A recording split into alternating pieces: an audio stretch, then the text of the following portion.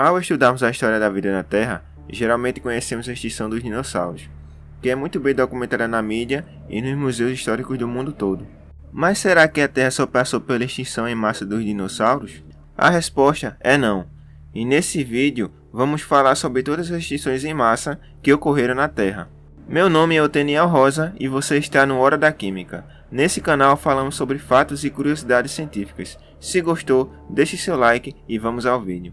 Não é novidade falar que ao longo da história foram descobertos diversos fósseis em vários lugares do mundo. E os estudos feitos com eles mostraram inúmeras descobertas sobre a história do nosso planeta. E entre elas temos as extinções em massa que também foram estudadas, ao pesquisarem sobre o clima durante todo o período de vida na Terra. Antes de mais nada, é importante frisar que para o evento ser considerado uma extinção em massa, ele tem que extinguir ao menos 3/4 da vida na Terra, ou seja, 75% em um período de 2,8 milhões de anos, o que não parece muito se compararmos a idade da Terra, que é de 4,6 bilhões de anos aproximadamente. Um evento de extinção em massa marca o fim de uma grande quantidade de formas de vida, o que é de certa forma um fim para alguns, também marcam a chance para outros tipos de vida evoluírem, ou até mesmo sobreviverem.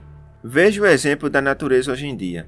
Nela existem uma grande quantidade de seres vivos disputando por recursos, todos os dias. E sempre que um ser vivo morre, há uma chance para vários outros seres vivos sobreviverem, por mais um período de tempo. Essa capacidade de adaptação visando a sobrevivência sempre foi valorizada pela seleção natural.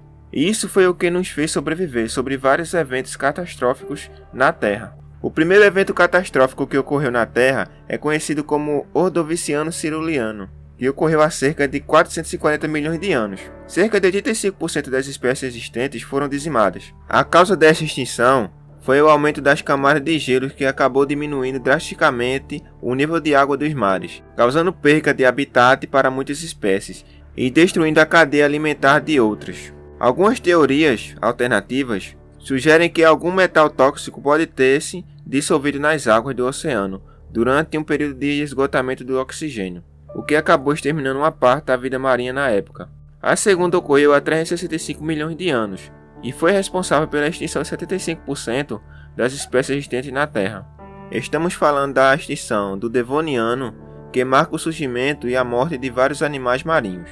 Mas nesse período também fica outro marco interessante, pois foi nele que os primeiros seres terrestres começaram a surgir. Nesse período, os vulcões da Sibéria entraram em erupção, causando uma grande mudança climática, fazendo diminuir a quantidade de oxigênio na atmosfera. Apesar dos vulcões da Sibéria terem sido responsáveis pela extinção do Devoniano, eles ainda não estavam satisfeitos, e também contribuíram para a terceira extinção em massa, conhecida como a Grande Morte, pois nela tivemos a morte de 96% dos seres vivos. Esse período é conhecido como Permiano Triássico, que ocorreu há cerca de 252 milhões de anos. Nessa época, os vulcões liberaram grande quantidade de dióxido de carbono na atmosfera, causando o efeito estufa, mudando padrões climáticos. O nível do mar aumentou e a chuva ácida caiu sobre a Terra. Apesar de toda essa catástrofe, um grupo de animais específicos sobreviveu, e futuramente deram origem aos dinossauros e aos mamíferos. A quarta grande extinção é conhecida como extinção do Triássico-Jurássico, que ocorreu há cerca de 200 milhões de anos, dizimando 80% das espécies. Os cientistas acreditam que uma atividade vulcânica massiva aconteceu, mas desta vez não foram os vulcões da Sibéria, e sim os que estavam onde hoje conhecemos como Oceano Atlântico, causando o mesmo problema do período Permiano, onde o dióxido de carbono engatilhou mudanças climáticas. Vale lembrar que nesse período o Oceano Atlântico ainda não era uma realidade, pois todas as partes terrestres encontradas na Terra estavam reunidas como um grande continente. Porém, as erupções causaram a separação desses continentes, e com o passar de muito tempo chegamos à forma que temos hoje. A quinta extinção em massa é denominada de extinção do Cretáceo-Paleogênio, que ocorreu há cerca de 66 milhões de anos, dizimando por volta de 75% das espécies. Diferentemente dos anteriores, esse evento foi causado por um agente externo.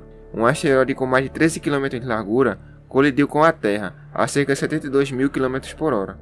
Ele fez uma cratera de 180 km de largura e 19 km de profundidade, e hoje esse lugar onde aconteceu o episódio é conhecido como Península do Yucatán, no México. O impacto queimou a Terra ao redor em um raio de 1,45 mil km e fez as temperaturas globais despencarem por conta das camadas de detritos que poluíram a atmosfera, prejudicando a entrada de luz solar.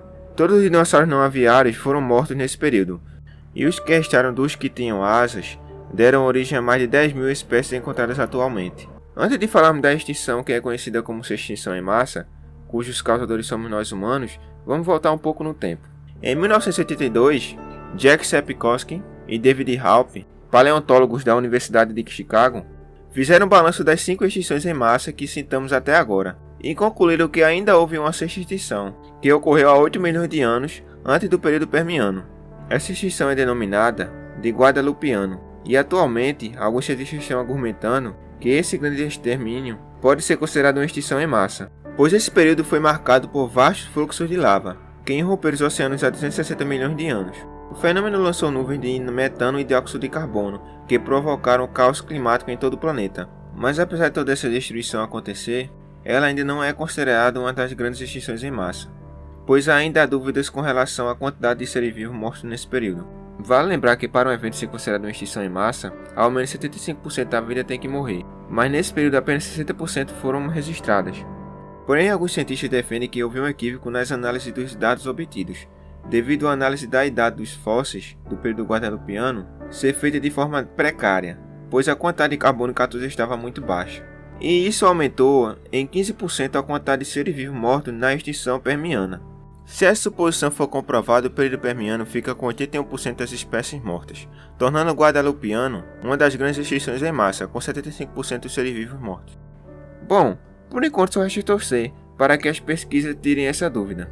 E lembrar que até o momento só são registradas 5 extinções em massa, que são a do Ordoviciano-Siluriano, a Devoniana, a Permiana, a do Triássico-Jurássico e a do Cretáceo-Paleogeno.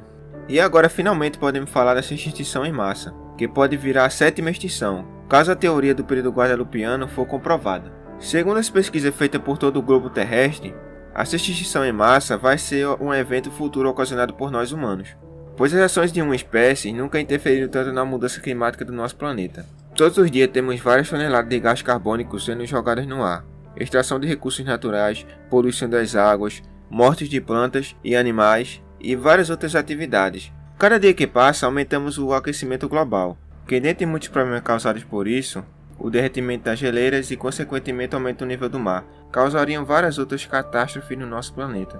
Com isso tudo, sem sombra de dúvidas, somos a espécie que pode causar sua própria destruição. É normal que uma espécie morra ao longo do tempo, pois se formos observar, algumas espécies têm que morrer para que outras possam ter a chance de sobreviver. Mas mesmo assim, vale lembrar que extinções em massa ocorrem no período de 2,8 milhões de anos. Então fica difícil afirmar se estamos passando por um agora. Aí fica a pergunta, será que vamos realmente causar nossa própria destruição? Vale lembrar que, embora não pareça, somos seres inteligentes, pois se olharmos, o mundo está evoluindo. Hoje temos a fabricação de veículos híbridos, que não prejudicam o meio ambiente, geração de energia limpa, como as energias solar e eólica, também não esquecendo da energia nuclear, que serão os grandes motores do futuro. Se pararmos para pensar, nós estamos procurando não repetir os erros do passado, crescendo com eles. E com isso, quem sabe, no futuro podemos ser considerados a primeira espécie a evitar uma extinção em massa. Se gostou do vídeo, se inscreva no canal. Deixe nos comentários se você acha que os humanos vão causar sua própria extinção algum dia. E divulgue para que esse conhecimento chegue a mais pessoas. Até o próximo vídeo.